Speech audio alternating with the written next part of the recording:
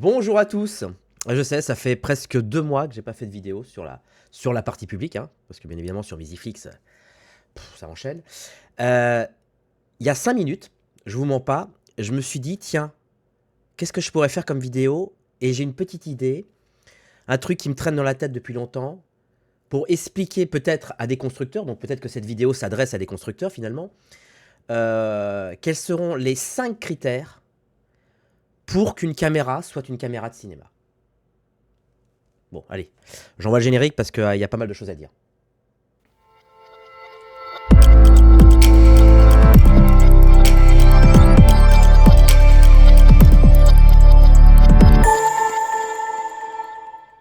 Ah, ça faisait longtemps que j'avais pas envoyé ce générique, ce bon vieux générique. Alors, j'avais expliqué certainement dans une vidéo qui date du confinement comment on pouvait définir une caméra de cinéma. Finalement, les caméras de cinéma, c'est pas celle forcément dont on nomme que c'est une caméra de cinéma. C'est simplement celles qui sont utilisées pour faire celles qu'on utilise pour faire des films. Ah voilà, bah, y a mon chat qui est derrière, voilà, qui vous fait un petit coucou. Voilà. Finalement, aujourd'hui, il y en a 3. Il y a principalement Harry, Alexa, qui est toujours numéro 1. Enfin, numéro 1 ou pas, je sais plus, je sais pas. Il y a Sony, avec sa Venice 2, qui a raflé toutes les places.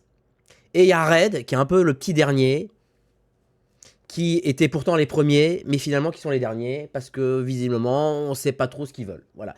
Donc aujourd'hui, finalement, bah, si vous traînez sur un tournage de cinéma ou un tournage de téléfilm, principalement, vous allez trouver soit une Sony, soit une Arri. Et peut-être qu'il y aura un fou comme moi qui utilisera une Red. Voilà, mais c'est principalement, aujourd'hui, il y a principalement 3 caméras. Alors que, bah, finalement, quand on regarde les marques, il y en a beaucoup. Il y a Blackmagic, qui sont très bien. Oui, je le dis, aujourd'hui, en 2025, elles sont très bien. Il y a Canon, qui est aussi très très très bien. Et puis, il y avait Panasonic, mais qui était très bien. Mais ils y sont plus très bien. Voilà, bref, il y a d'autres marques. Alors après, vous allez me dire qu'il y a peut-être Kiniti, machin, etc. Il y a d'autres marques, c'est sûr. Mais finalement, il n'y a que 3 positions, enfin, il n'y a que 3 caméras qui gardent, bah, qui gardent finalement, enfin, 3, j'ai envie de dire 2,5.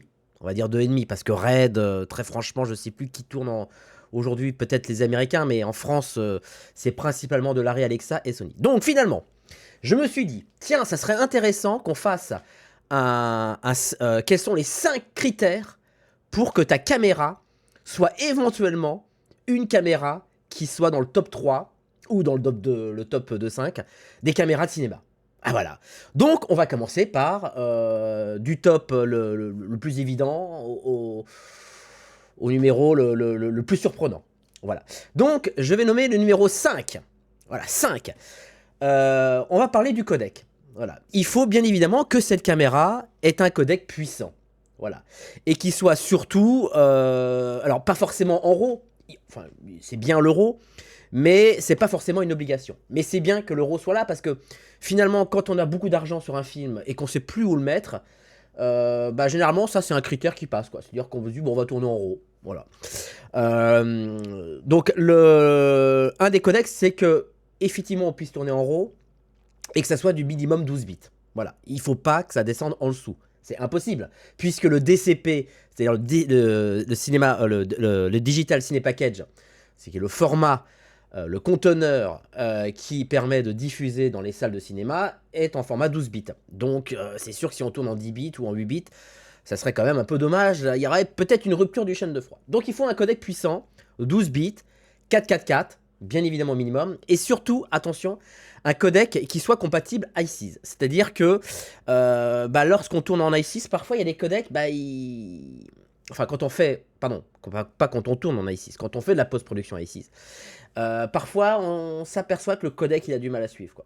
C'est-à-dire que comment on peut reconnaître qu'un codec soit pas aussi puissant, c'est surtout dans les basses lumières. On commence à avoir des artefacts, on commence à avoir du bruit, on commence à avoir peu d'informations, de l'information qui se perd. C'est-à-dire que c'est de l'information perdue, autant dans les hautes lumières on peut en avoir, autant dans les basses lumières c'est le trou noir, voilà. Donc, et surtout des petits artefacts, ouais, des petits carrés de compression, voilà, du banding, des conneries comme ça. Surtout quand ça en passe en i6. En i6, faut vraiment un codec puissant, sinon ça passe pas du tout. Voilà. Ça, c'était le numéro 5. Le numéro 4, attention, on continue, on est au numéro 4, les amis. Bien évidemment, un gamma et un wide gamut important. D'accord, qui soit compatible A6, ça veut dire que bah, aujourd'hui, attention, toutes les caméras ne sont pas compatibles A6, notamment DJI. Hein, si vous allez dans les paramètres de A6 en DJI, bah, ça marche pas. Donc il faut qu'il soit compatible A6. Alors même s'il va y avoir une mise à jour qu'on attend depuis longtemps, la fameuse 2.0 ou 2. quelque chose, pour l'instant, il y a certaines caméras qui ne sont pas compatibles A6. Alors pourquoi? J'en sais rien, peut-être qu'elles ne sont pas reconnues comme des caméras de cinéma, je n'en sais rien, mais en tout cas, il y en a qui ne sont pas reconnues. Et combien même elles devraient être reconnaître, il faudrait que ça soit évidemment des espaces qui soient supérieurs à l'A6 AP1, pour que ça soit évidemment compatible et que on ait évidemment un gamma aussi qui puisse au moins obtenir 14, 15, 16, 17, 18 et plus si affinité de diaph de dynamique pour pouvoir faire de la post-production HDR. Voilà. Ce qui serait un peu dommage d'avoir des caméras bien inférieures à ce genre de dynamique. Donc évidemment, un gamma, un wide gamut compatible et tant qu'à faire, compatible A6. Voilà. On passe au numéro 3. Donc déjà, si ta caméra répond à ces critères, c'est pas mal. D'accord, le numéro 3, c'est bien évidemment l'ergonomie de la caméra. C'est-à-dire que la caméra, à un moment donné, eh bien, il ne faut pas que ça soit un arbre de Noël que tu vas monter, quoi, et que tu vas te faire chier à monter. C'est-à-dire qu'il faut qu'il y ait des petits, comment dire, des petits détails qui font toute la différence sur la caméra, comme par exemple une monture PL natif. Vous voyez, que vous ne soyez pas obligé de mettre une métabone pour passer à avoir du PL. Alors pourquoi du monture PL? Parce que la monture PL, ça reste tout de même s'il y en a qui vont pas être d'accord, une monture universelle et qui date quand même de plusieurs décennies. Je veux pas dire un siècle, mais au moins une décennie, plusieurs décennies. La monture PL, c'est la monture de référence aujourd'hui, surtout si on veut travailler avec des optiques vintage. Donc, une monture PL native pour éviter d'avoir des problèmes de jeu, etc. Et puis surtout, une compatibilité de la caméra qui permette de l'accessoiriser. Donc, par exemple, des alimentations Lemo de broche. Hein, et pas forcément tout alimenter les accessoires avec du détap, et surtout, un viseur digne de ce nom, un vrai viseur, un viseur que quand tu vas regarder dedans, tu vas pouvoir faire de l'épaule, parce que on a beau dire ce qu'on veut, mais à un moment donné, certes, on utilise beaucoup la caméra sur pied, mais à un moment donné, on peut utiliser la caméra sur l'épaule. Et combien même on l'utiliserait sur l'épaule, la meilleure façon d'avoir une stabilité et une belle ergonomie, c'est d'avoir une triangulaire de points d'appui, c'est-à-dire les mains, l'œil et les épaules. Voilà, pour avoir un genre d'encerclement de la caméra qui permettrait donc de l'avoir bien en main et de pouvoir être stable à l'épaule. Donc, le viseur est important et pas un viseur qui pourrait être un viseur qui soit d'un autre constructeur qui vient de se greffer. Des tiges en 15 et aussi en 19, la baseplate, tout ce qui va avec, le Lemo de broche, la V-Lock, bref, tout ce qui permet d'accessoiriser une caméra. Ça, c'est le numéro 3. Et attention, mesdemoiselles, messieurs, mesdames, et tout ce que vous voulez, on va rentrer dans les deux derniers. Les deux derniers vont certainement vous étonner, voire même, vous allez peut-être ne pas être d'accord avec moi, mais en tout cas, c'est ce que j'ai remarqué. La première chose, c'est tout con, c'est ce que je reproche à certaines caméras de certains constructeurs que je ne vais pas nommer, mais ils le savent, hein, ils le savent parce que je leur ai dit. C'est d'avoir des résolutions non normées. Ah, qu'est-ce que je suis en train de dire? Des résolutions non normées. C'est-à-dire de ne pas avoir des résolutions que la caméra propose, du style 1920 par 1080, donc du HD, 3840 par 2160, du 4K HD, ou du 4K DCI sur une base de 4096 en 4K ou 2048 en 2K. Non, des résolutions bâtardes, comme du 6K, comme du 4,5K, comme du 4,6K, comme du 7, je sais plus combien de K. Bref, des résolutions non normées, puisque si vous partez du principe que votre caméra ne peut distribuer que des résolutions normées, donc du 4K HD, du 4K DCI ou de la HD, bah dites-vous que quand on fait du cinéma ou quand on fait de la fiction, on a besoin toujours d'une résolution supérieure aux résolutions du mastering. C'est-à-dire que si par exemple le master peut être du 4K, comme ça arrive souvent dans les fictions, et ben il faut une caméra qui fasse plus de 4K. Enfin, plus de 4K. Plus que du DCI 4K. Donc, par exemple, Alexa, qui est toujours tangent sur les résolutions, nous propose du 4,5 ou du 4,6K.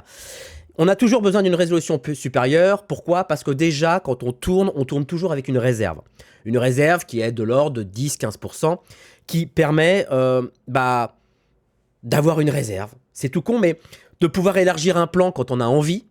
Quand il est trop serré, on a envie de l'élargir. Quand on a envie justement de garder cette réserve pour le stabiliser, ce plan. Oui, parce que voilà, hein, on n'est parfois pas tous bons à l'épaule, donc on a besoin d'une stabilisation. Et pour avoir de la stabilisation, il faut de la réserve, parce qu'on va être forcément obligé de zoomer dans l'image, donc il faut de la réserve. Bref, cette réserve de 10-15% qu'on fait mettre sur les caméras, grâce à un frameline qu'on va nous-mêmes, comment dirais-je, paramétrer dans la caméra, est indispensable sur un film. Voilà. C'est impossible pour moi, c'est inconcevable de partir avec une résolution normée en 4K pour masteriser en 4K. Donc voilà. Donc ça, c'est en fait quand on regarde les caméras qui ont comme Sony, comme Red et comme Alexa ont des résolutions non normées. C'est-à-dire des résolutions un peu bâtardes qui sont entre les deux et qui permettent justement de pouvoir exploiter cette réserve. Et là maintenant, on va passer sur le dernier point. Et le dernier point, il va faire très mal. Le dernier point, pour que votre caméra soit éventuellement au casting d'être utilisée en film cinéma, c'est que le ratio ne soit pas forcément un ratio 16/9. D'accord?